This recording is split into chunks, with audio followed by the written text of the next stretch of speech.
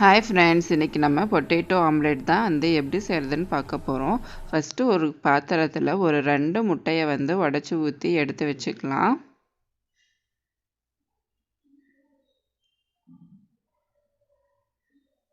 அடுத்து நான் ஒரு உருளைக்கிழங்கு இந்த மாதிரி நீளமாக சின்ன சின்னதாக கட் பண்ணி வச்சுருக்கிறேன்.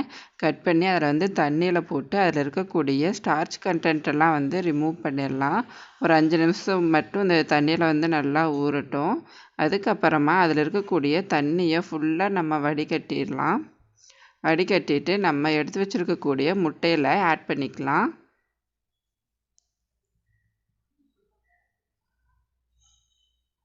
ஒரு பெரிய வெங்காயத்தையும் நீளமாக இந்த மாதிரி கட் பண்ணி வச்சுருக்கிறேன், அதையும் போட்டுடலாம்.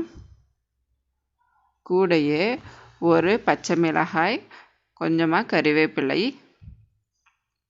தேவையான அளவுக்கு உப்பு ஆட் பண்ணிடலாம்.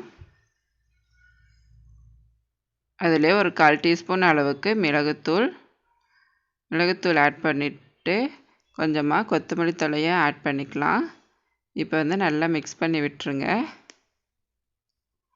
இதில் ஒரு 1/4 டீஸ்பூனுக்கும் கம்மியாக கொஞ்சமாக மஞ்சள் தூள் ஆட் பண்ணிவிட்டு நல்லா மிக்ஸ் பண்ணிக்கலாம்.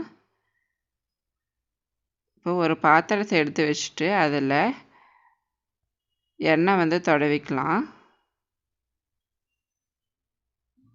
இப்போ நம்ம மிக்ஸ் பண்ணி வச்சுருக்கக்கூடிய முட்டை கலவையை ஆட் பண்ணிடலாம். ஆட் பண்ணி விட்டுட்டு எல்லா பக்கமும் ஈக்குவலாக இருக்கிற மாதிரி லெவல் பண்ணி விட்டுருங்க. அதுக்கு உருளைக்கிழங்கு எல்லா பக்கமும் போகிற மாதிரி லெவல் பண்ணி விட்டுறலாம்.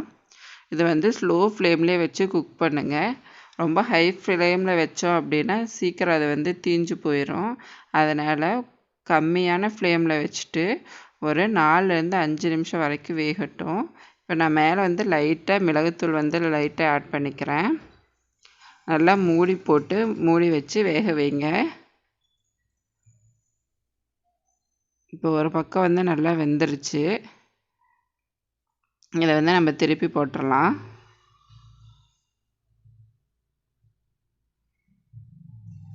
அதே மாதிரி அடுத்த பக்கமும் ஒரு 3லேருந்து 4 நிமிஷம் வரைக்கும் நல்லா வேகட்டும்.